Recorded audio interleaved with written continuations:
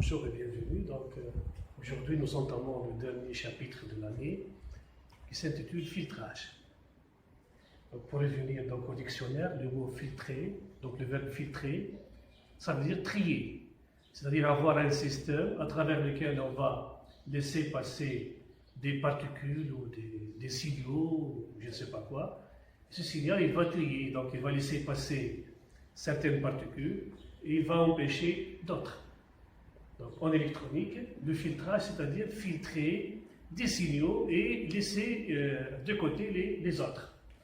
Donc, si je prends comme exemple cette salle de classe, donc nous avons donc un mélange d'ondes électromagnétiques de toutes sortes. Nous avons des ondes radio, nous avons des ondes hertziennes, nous avons des ondes cosmiques. Donc, vous voyez, donc, au début de l'année, je vous ai parlé de la plage des ondes électromagnétiques, donc qui va aux ondes métriques, kilométriques, jusqu'aux ondes cosmiques, c'est-à-dire des rayons gamma, etc. Passant par l'infrarouge, par les micro-ondes, par le domaine du visible, etc. Donc, en électronique, on a besoin de filtrer des signaux. Donc, par exemple, la chose la plus simple que vous faites à la maison, lorsque vous sélectionnez votre poste radio préféré, ben vous êtes en train de faire un filtre. Donc vous voulez écouter radio Jour FM et pas Cumulus FM, par exemple. Là, vous faites une opération de filtrage. Ben, si on se pose la question pourquoi on n'entend pas les télécommunications des gendarmes et des policiers qui sont dans leur patrouille sur la route, ben, c'est pour la sécurité de l'État. Donc ces gens-là, ils communiquent dans une bande de fréquence propre à eux. Donc parmi les problèmes écologiques qu'on peut avoir, c'est-à-dire, vous avez sûrement entendu du problème des naufrages des baleines sur les côtes à cause de l'interférence des ondes sur lesquelles communiquent les baleines avec les ondes utilisées par les bateaux, par exemple. Et de ce fait, il y a eu des catastrophes. Donc, le naufrage des milliers de toutes sortes de baleines sur les côtes de certaines îles dans le Pacifique et dans l'Atlantique. Vous voyez que ce problème de filtrage est très, très important. Bien. Avant de commencer, donc, je vais définir c'est quoi un quadripôle. Nous allons commencer par la notion de quadripôle.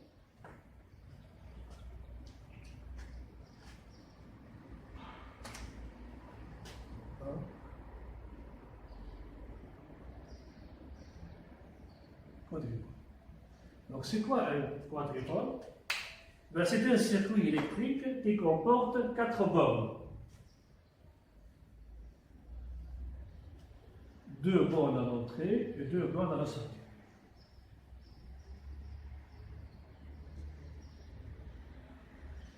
Donc, vous avez par exemple un courant d'entrée, une tension d'entrée, un courant de sortie et une tension de sortie.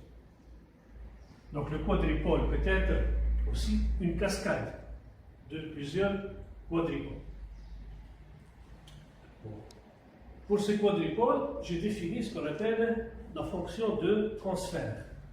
Donc, tout quadripôle est caractérisé par une fonction de transfert qui est une fonction complexe H J de oméga qui est égale à US sur UE. Donc, ça, c'est ce qu'on appelle la fonction de transfert qui est caractérisée par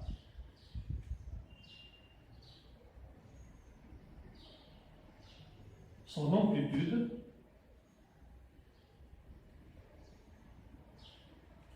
donc l'amplitude c'est le module de US sur UE qu'on note J de oméga et le module H J de oméga et par son argument phi qui est égal à l'argument de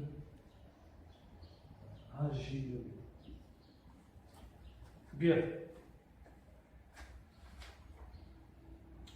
Donc nous allons maintenant entamer avec des filtres linéaires. Donc je vous rappelle que dans ce cours-là, on va consacrer l'étude seulement pour les filtres passifs. La différence avec les filtres actifs, ce sont les filtres dans lesquels on utilise des amplificateurs opérationnels. Et ça sera l'objet de votre cours en deuxième année. Donc, une bonne partie du cours de deuxième année. Donc, ce sera consacré pour les filtres actifs, c'est-à-dire à base des ampliopes. Voilà. Donc, étude 2, filtres linéaires.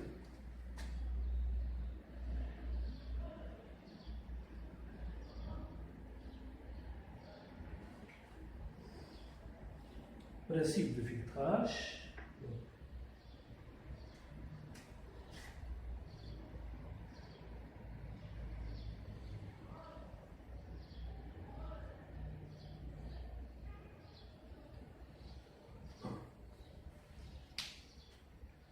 Donc, nous avons vu précédemment que tout signal, s'il est donc alternatif, caractérisé par une fréquence, c'est bon. S'il est périodique et non alternatif, on peut toujours le décomposer en une série de Fourier. Donc l'analyse de Fourier nous dit que tout signal périodique peut s'écrire comme une somme linéaire, de combinaison linéaire de fonctions cosinus et sinus, avec des coefficients de Fourier A1 et B1 que je vous ai introduits au début de l'année. Donc, tout signal temporel peut se décomposer en une somme de signaux sinusoïdaux, une somme discrète si le signal est périodique, c'est-à-dire en série de Fourier, ou une somme continue pour les autres signaux. Il arrive souvent que l'on veut supprimer ou donc modifier une partie des fréquences présentes dans ce signal. Donc, soit on supprime les hautes fréquences, donc supprimer les hautes fréquences,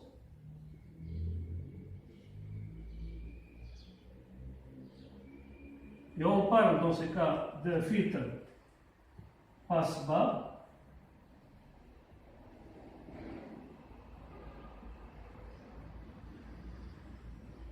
c'est-à-dire un filtre qui ne laisse passer que les basses fréquences, il supprime les hautes fréquences. Supprimer les basses fréquences,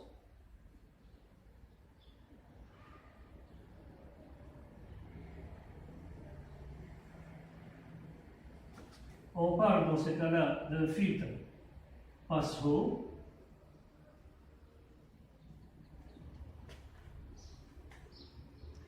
Donc, ne laissez passer qu'une bande de fréquences.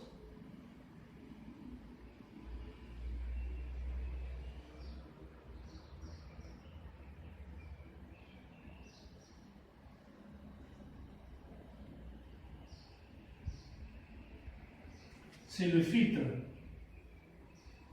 passe-bande. Et à la fin, donc, couper une bande de fréquence.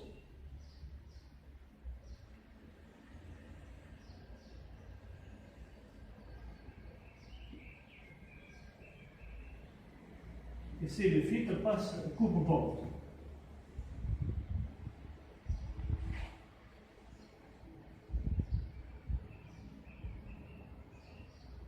Donc voilà les opérations de filtrage qu'on exerce sur les signaux.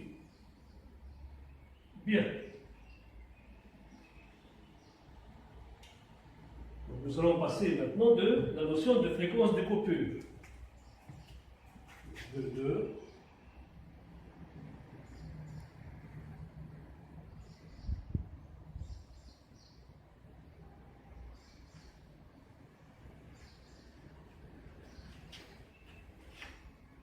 Donc, on peut avoir une fréquence ou plusieurs fréquences de coupure qu'on note oméga C. Donc, les fréquences de coupure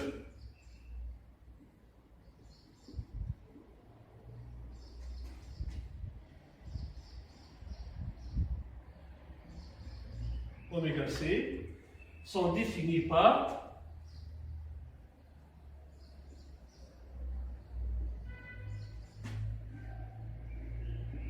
la relation donc G de oméga l'amplitude qu'on va appeler le gain par la suite est supérieure ou égale au gain maximal G max sur racine de 2.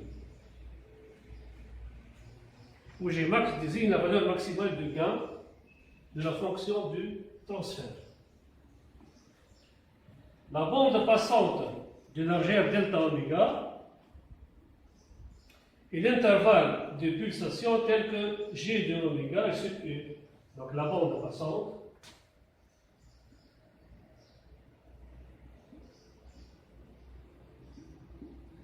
est définie par